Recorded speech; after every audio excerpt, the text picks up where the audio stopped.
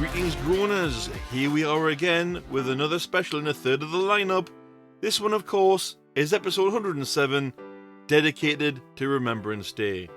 There will be a long break in specials until Christmas and then New Year.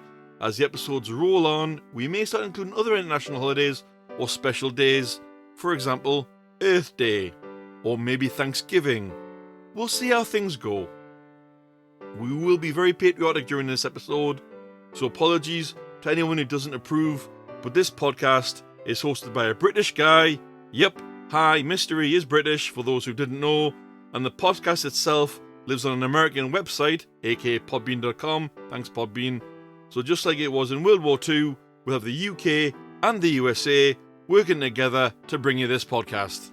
We have Yes or BS and the 5-point countdown coming your way, and Admin Nicole's Anagram Anxiety as your games for this special this week.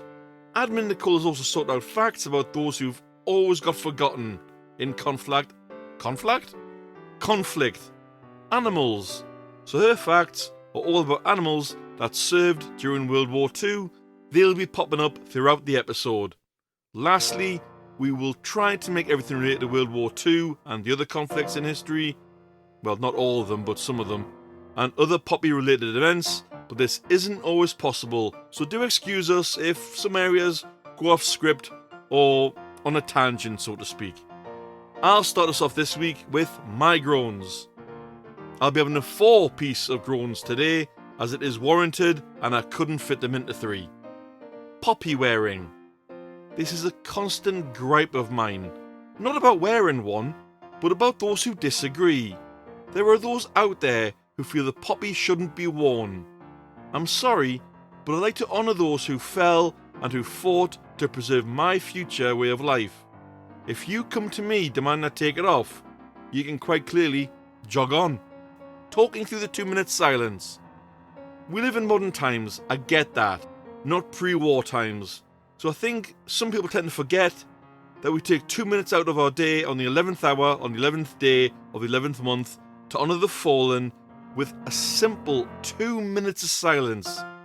It seems there are those out there, particularly of the younger generations, who have no respect and proceed to talk through the silence.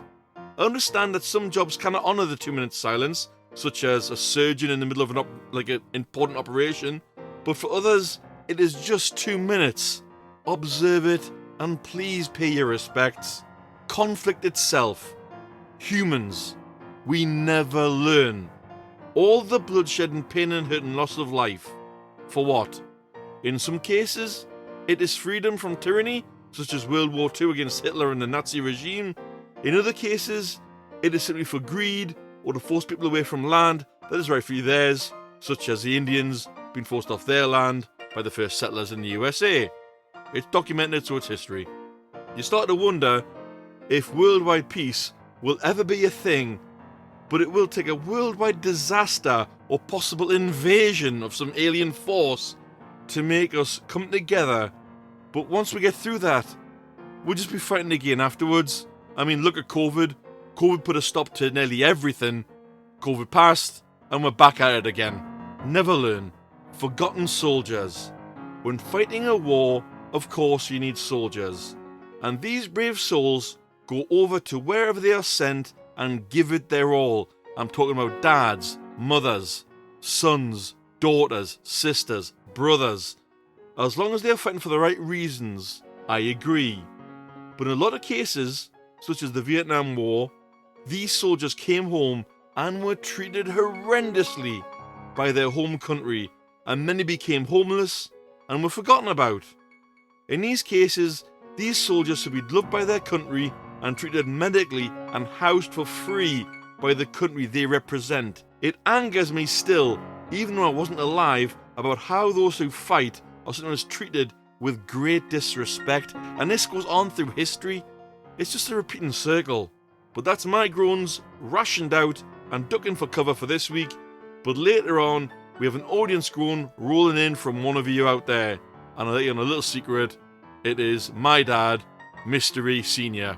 Hi Dad, he's a constant listener of the show, bless him. Now, I've got a game for you Groaners.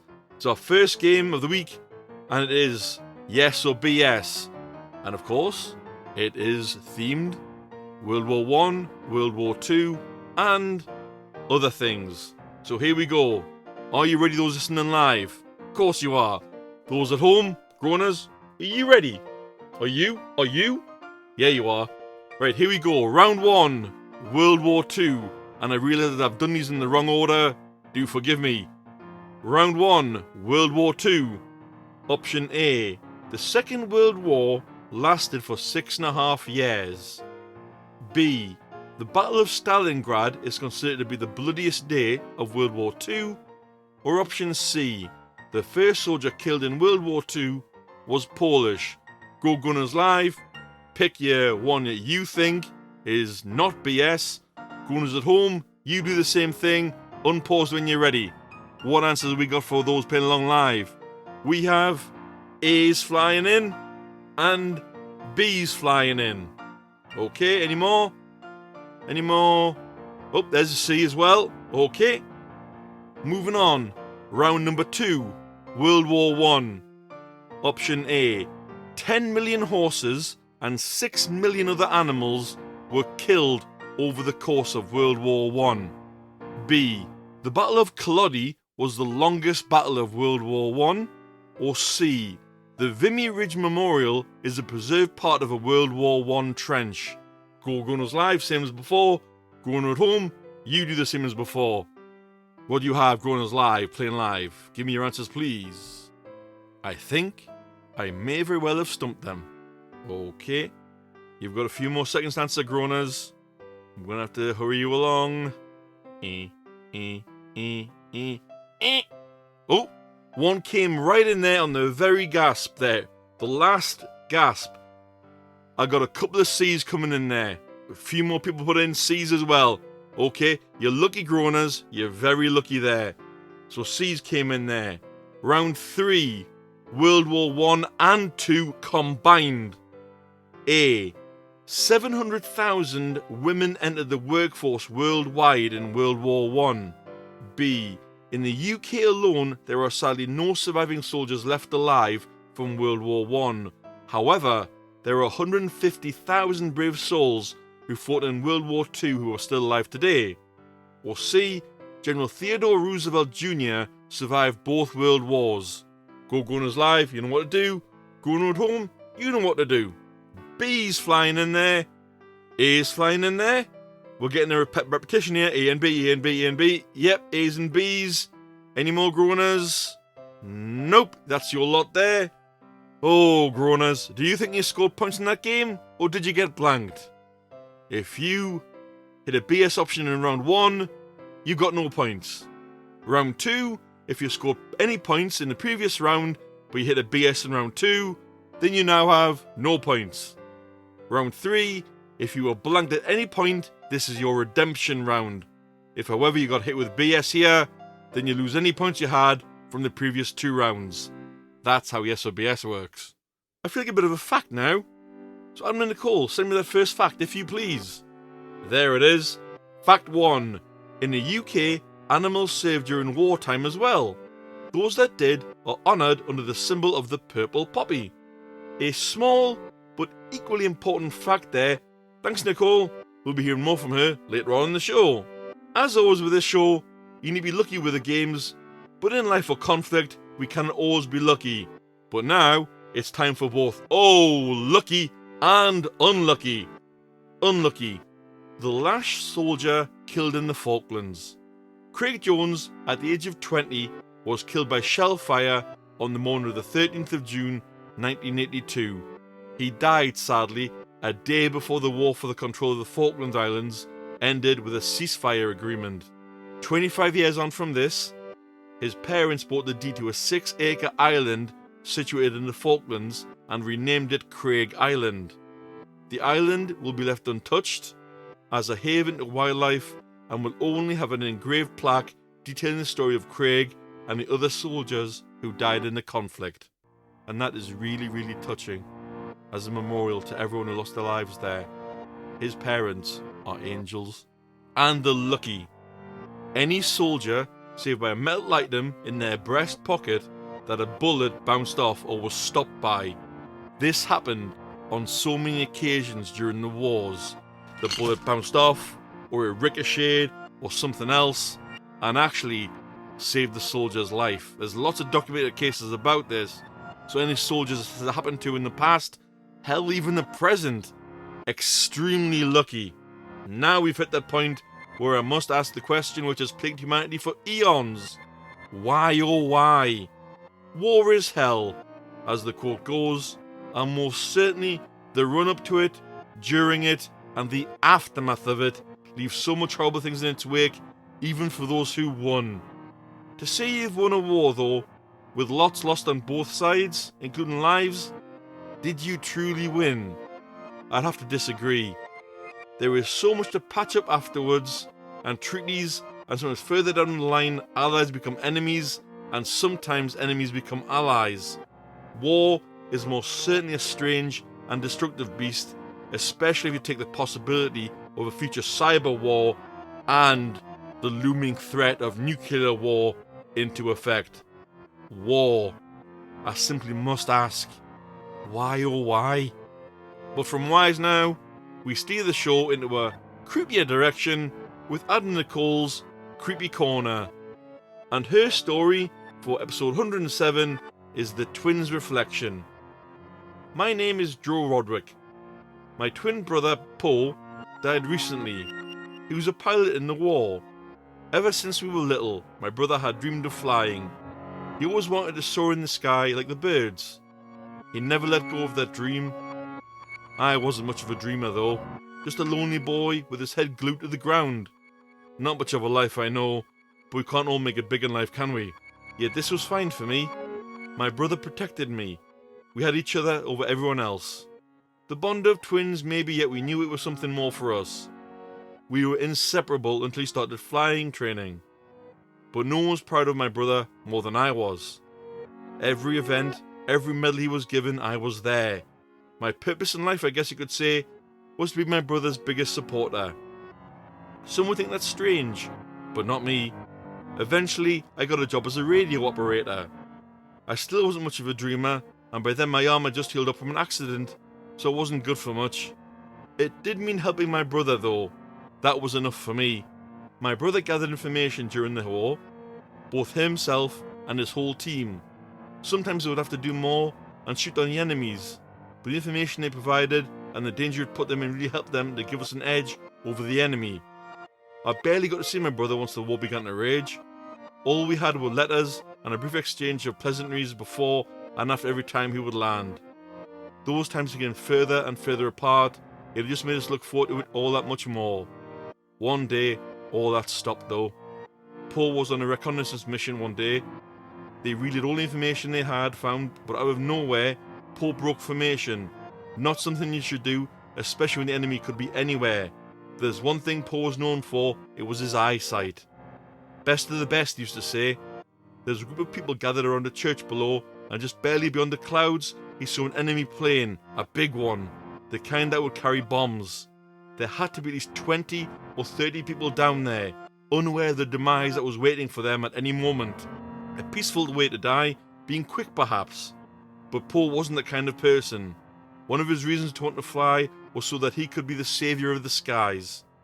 A name that was officially granted to him at the funeral on his headstone. Paul told his team over the radio to get back home and tell me he was sorry.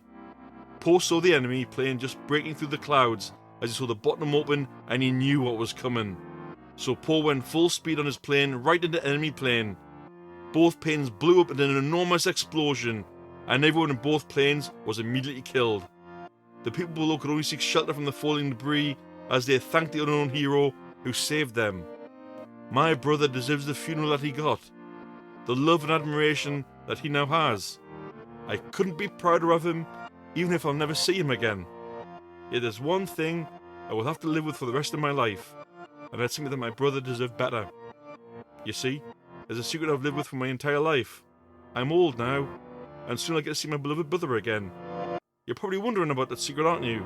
Well, you see, it's a lie. Our lives are a lie. Do you know what I never told you? We weren't just twins, we were identical twins. Same as that looks, blood type, build. You'd have to truly know us like we knew each other to tell us apart. Paul isn't the one that died. I'm the real Paul Roderick. The one who died was Joe. When Joe was having me practice before I was due to fly out, I got into a terrible accident, and my arm got busted up real bad. It was my dream to fly, and now I knew I would have never be able to. When I got to the hospital and asked my name, Joe jumped in before I could and switched us. The doctors were never any wiser, and when we were alone I asked why. Joe knew what my dream meant to me, and he never saw himself as anything worth living, so he vowed to give me my dream no matter what. The army never knew the difference, and Joe took to flying in no time from helping me out so much. Everything that happened was all Joe, yet everyone thinks it was me. My one regret in life is that I couldn't come clean about the truth and give Joe the thanks he deserves. I always wanted to be known as a saviour of the skies, but that honour may have always been meant for Joe. He took my name to give me a life I could no longer have. I became a radio operator once my arm healed up. It was tough at first, but I managed. I knew I could never fly again, but nothing made me prouder than hearing all about my brother's accomplishments. He never thought he was good for much, and he only did all of this for me. My brother is my hero, and finally I'll get to see him again soon, and I'll make sure he knows. Even if the world never knew, I will always be my brother's biggest supporter, and he'll always be my hero. Wow, that one, Nicole. Whoa! Okay, sorry Groaners, that got me emotional. I'm sorry, I've got any brothers and sisters, but that got me. Another well-written one-off special story from Remembrance Day, Nicole. Extremely well-written, very meaningful, so full of emotion there. But taking us out of Creepy Corner now, we have the audience groan. And this one, like I said before, rolls in verbally from Mystery Groaner Senior. Yep, that's my dad. And he groans, people who totally ignore the 2-minute silence out of disrespect or simply don't care. He also states, people who seem to have forgotten the price the armed forces paid in World War I and II and other battles. Thanks for the groans there, Dad. And he has a point. Many don't care or simply forget, and some people don't want it to be taught ever again, and that is a great disservice to those that lost their lives, both in present conflicts and past, because without them, we wouldn't be here. However, groaners, if you've got a verbal groan and you want to send it in to us, I'll tell you the ways in just a second. If you want to give us your unlucky stories or your lucky stories, your feedback, your ideas for more content, your why, your whys, your what-thers, your groans, you can send them all in via the following. You can drop us an email on the groanzonepod@gmail.com. You can find us on Facebook groups under the Groan Zone Podcast. You can hit us up on Facebook Messenger. That's Nicole Amos for Admin Nicole. You can find me under Mystery Groaner. And lastly, you can find us on Discord under the Groan Zone Podcast, where we record usually every Friday at 8:30 Greenwich Mean Time. And now lastly, if you put a comment on any one of the episodes, it'll be picked up and your content may be used in a future show. Now the audience have had their turn, and I've had to duck there as Admin Nicole just flew in another fact. Fact number 2. A war dog collie by the name of Rob was awarded the PDSA Dickin Medal on 22nd of January 1945. Rob took part in North African campaign landings with an infantry unit and later on served with an Italian Special Air Unit as patrol and guard on small soldier detachments lying up on enemy territory. Having Rob with them saved many of these soldiers from being discovered and possibly being captured or worse. In his duration of service, he made over 20 parachute drops. Another fact gone, but not forgotten, as we take the show into a more fun direction with the 5-point countdown. Again, Groaners are live, they are ready. Groaner at home, you're clearly ready because you're still listening. Starting at clue number 5, worth 5 points. Without me, troops on the ground wouldn't have support. Clue 5 for 5 points. Without me, troops on the ground wouldn't have support. Groaners live, give me answers please. Those at home, pause, have a think, answer unpause. What you got, Groaners live, or do you have any answers at all? I think you might be stumped on clue number 5. Couple more seconds, Groaners live. Of course, if you're listening at home, take as long as you like, but don't forget to unpause me. Okay, moving on, Groaners. Clue number 4 for 4 points. I require specialist training to be useful. Clue 4 for 4 points again. I require specialist training to be useful. Someone's wrote in soldier. It's a good guess. It's a good guess. Groaner at home. Don't forget, pause, answer, unpause. Clue 3 for 3 points. I am not just used in combat. Clue 3 for 3 points. I am not just used in combat. Okay, Groaners, moving on. Clue 2 for 2 points. I often require special equipment to do what I do. Clue 2 again for 2 points. I often require special equipment to do what I do. Groaners live, give me those answers please. Those at home, pause, answer, unpause. You've got a few seconds, Groaners. They're counting down as we speak. That's it, Groaners. One more clue. Clue 1 for 1 point.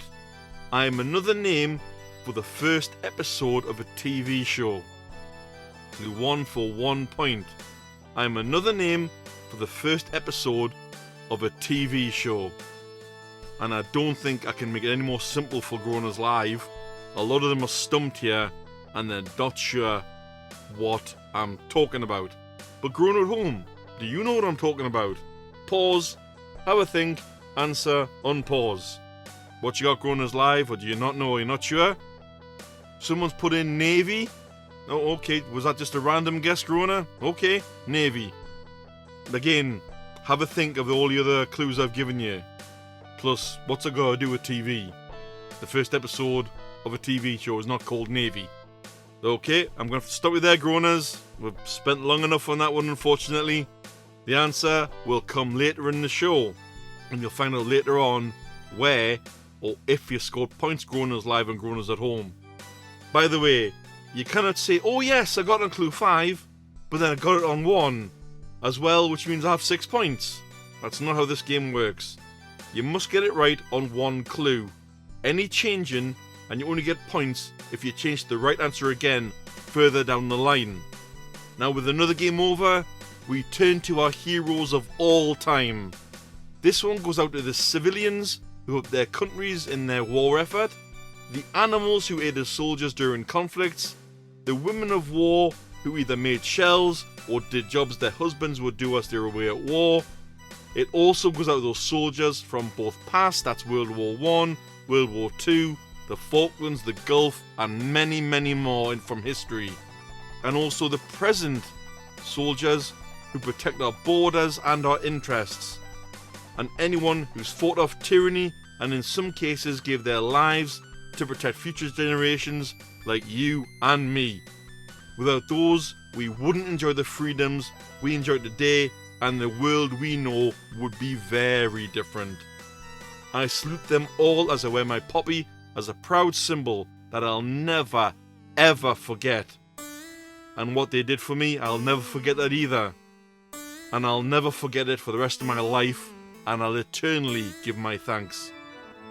And now, rolling up with the final fact of the show from Admin Nicole. This one, I quite like this one, Nicole. G.I. Joe Pigeon was awarded the PDSA Dickin Medal in August 1946. The bird was credited with making an amazingly long flight of any USA Army pigeon in World War II. G.I. Joe Pigeon made a 20-mile flight from the 10th British Army headquarters in a time of 20 minutes.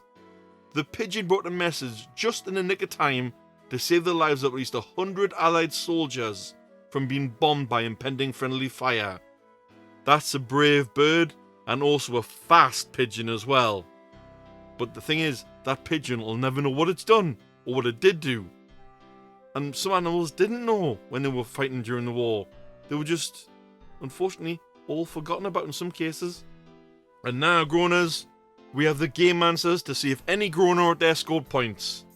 Starting from last week, we begin with Where the Hell Am I? The answer was Liwang City. That was a tough one. Mad props if you got it. The 5-point countdown. The answer was a pilot. Of course, a pilot is someone who's given to the first episode of a TV show, maybe in its trial run. Sometimes TV shows don't go past the first episode. And of course, yes, a pilot operates planes. So of course, without planes, you're not going to get ground support for your troops. Yes or BS? Round 1, World War II. If you went for option A, the Second World War lasted for 6.5 years, that's false. It was 6 years and 1 day. From 1st of September 1939, that was its start, and September 2nd, 1945 was its end. Option B, if you went for this one, the Battle of Stalingrad is considered to be the bloodiest day of World War II. Again, you have points. What do I mean again? If you went for this one, you got points. If you went for A, you don't.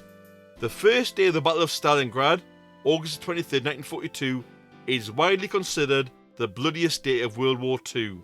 The battle took place between Nazi Germany and its allies, and the Soviet Union for control of the city of Stalingrad, which was later renamed Volgograd.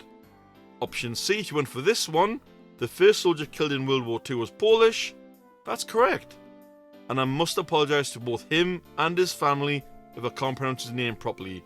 His name was Franciszek Honiok from 1896, and he died on the 31st of August 1939. I'm sorry, Franciszek, I didn't get when you were born. My apologies. And he was a Polish man who was famous for having been the first known victim of World War II on the evening of the 31st of August 1939. Round 2, World War I. If you went for A, 10 million horses and 6 million other animals were killed over the course of World War I. That's false. 8 million horses were sadly killed during World War I, and another 8 million other animals lost their lives over the duration of World War I. If you went for option B, the Battle of Culloden was the longest battle of World War I. That's also false. The Battle of Verdun lasted the longest during World War I, lasting for 300 days. If you went for option C, the Vimy Ridge Memorial is a preserved part of World War I trench. That's correct, and it still stands today in state as an educational tool for children. And the final round, round 3, World War I and II combined. If you went for option A, 700,000 women entered the workforce worldwide in World War I. That is a 100% true, because of course, all the men were at war. So, those at home still needed things done. For example, a milkman, for example. A woman would have signed up for that and done the job.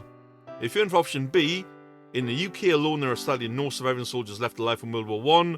However, there are 150 brave souls who fought in World War II who are still alive today. That is false. The World War I figures are correct, but equally sad is that we only have 70,000 World War II veterans left alive in the UK as of 2024. If you know any of these men, make sure you thank them on the 11th of November, the 11th hour, 2024, by paying your respects. And if you went for option C, General Theodore Roosevelt Jr. survived both World Wars. That's correct, and he fought in both too. Hopefully you scored some points on that one, Groaners. Or in fact, any of those games there, hopefully you got points. Now, taking us out, for the games at least, is Admin Nicole once more with her brain teaser, Anagram Anxiety. And her anagram this week is Thames Myths. That sounds like a ship that floats around in London, but it definitely isn't because that's an anagram. The clue, the ship that the only cat to receive the Dickin Medal worked on. Well done if you know that one, I have no idea. And I'm not going to look it up because I'd be cheating. With that puzzler, Groaners, that is an end to our Remembrance Day Special. Please remember to observe the 2-minute silence if you can, where any version of the poppy you support proudly, and never ever forget. Also, last thing for our Groaners on Spotify, you'll not be able to listen to earlier episodes as Spotify only keeps so many. If you're going to listen from episode 1, you need to do it via podbean.com, where the Groan Zone is hosted. I'm unsure why this has happened, but it looks like it's unavoidable. Our apologies from both myself and Admin Nicole. Take care, Groaners. Again, can't be reinforced enough. Do pay your respects, lest we forget. See you next week. Bye-bye. The British ambassador in Berlin handed the German government a final note that they were prepared at once to withdraw their troops from Poland, a state of war would exist between us. That no such undertaking has been received. This country is at war